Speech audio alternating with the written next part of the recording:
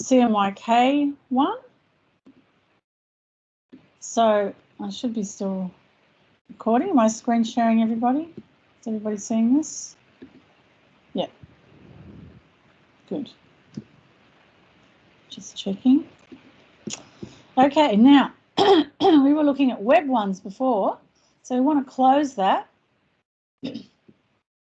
And this time we want to go and first step, check your document color mode. Okay, it's in CMYK color. I'm happy with that. Now we're working with a much smaller gamut of colors. So that's a much smaller range of colors. Now remember, these will print, and they're to do with using ink in a printing press.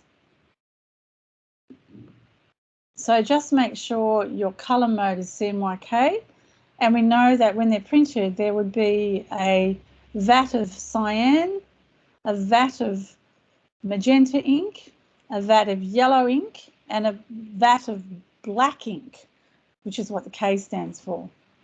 Again, just check that they're all ungrouped. Yep, mine are all ungrouped. Click off and click on the first one you want to work with. The next step we want to do though is go and get, we've got web default swatches here. We don't want those. So we've got to go to our window swatch libraries. So go right down to swatch libraries. And this time you're looking for print colors. So go to default swatches and go print. Now what you see will be CMYK colors. So you can see if I run my cursor over them, I'm getting the cyan, magenta, yellow and black formula for each of those colors. So that will do us nicely for this. So again, I would put yellow. I know the sample might not have yellow at the top, but I generally would start with yellow at the top and then a red down here. And we know they won't look as bright, anywhere near as bright as those RGB ones. And then your typical kind of blue over here.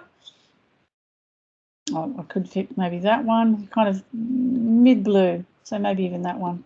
So it's up to you which one you choose. You can check the sample, see what blue they use. Let's have a look.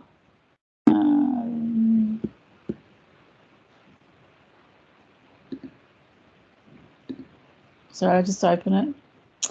Where's the actual one?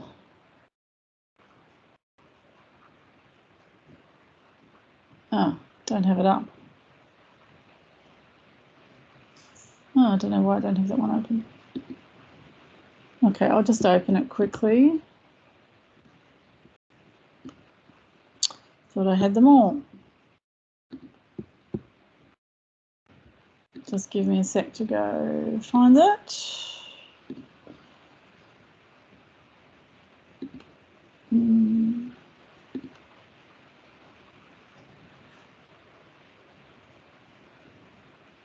CMYK color wheel, there we go. So let's just open that in Illustrator.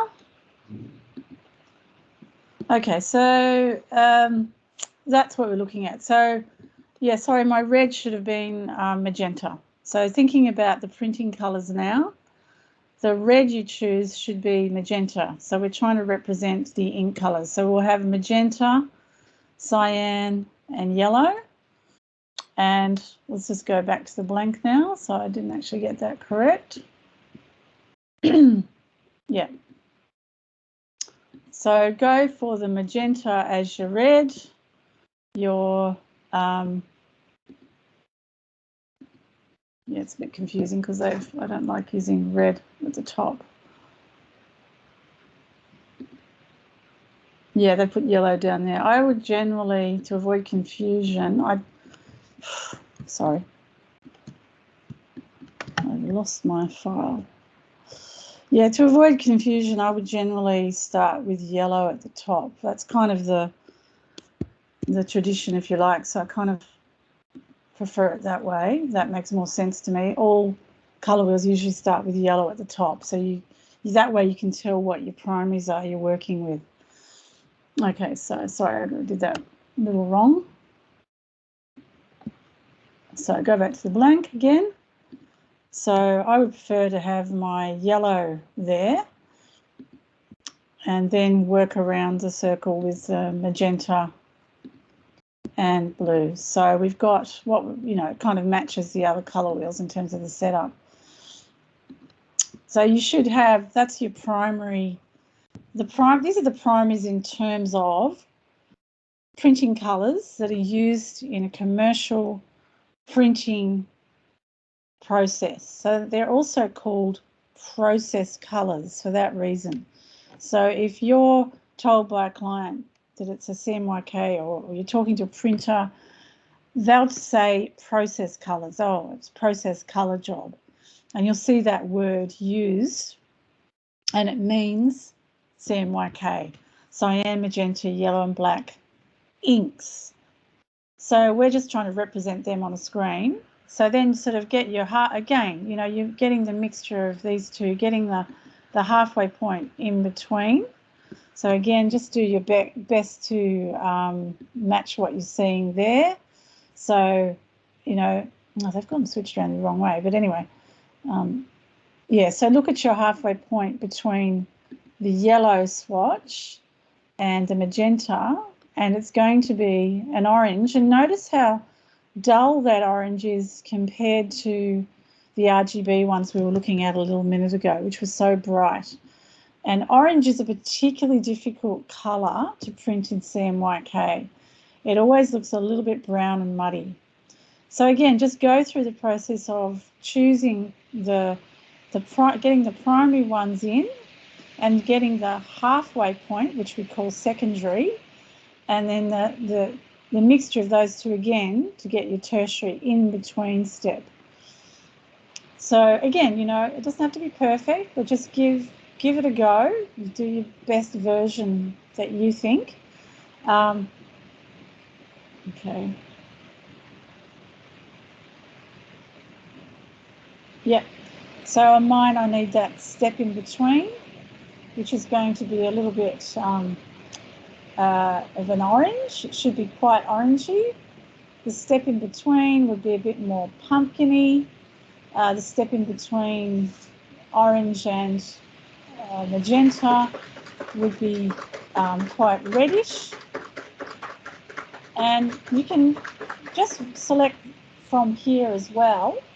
So if you find you're not getting exact colour, you can just select from this, and you can see this is my colour palette, and you can see how it's displaying all the colours in the percentages of cyan and magenta, yellow and black. And that, I'll just bring that up, that is the formula that the printer follows to get the colour to match what you've got on screen. But you'll definitely find that the colours are muddy compared to RGB. So get your halfway point, which is a violet. If you don't see what you want there, you can just select directly from in here. And then the halfway point here is going to be something a little reddish, more reddish in the purples.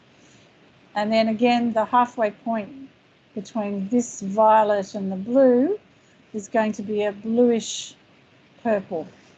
Some step in between. Oh, you might go lighter. Something like that.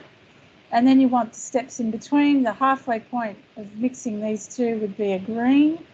So either use the green you find there and then mix it.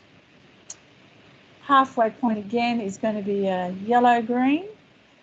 So if you prefer to use the, just directly select them from this spectrum of colours, you certainly can. But you're looking for a yellowy green. And then the step in between these two is a bluey green. So you might be down here somewhere. So give that a go. And hopefully you're starting to understand, especially colours like this, they don't look great when they're printed. They look very brown compared to an RGB orange, which is very bright. And that's why we need to use Pantone colours for really bright colours that can't be produced using this CMYK colour wheel. So I'm going to stop recording that now.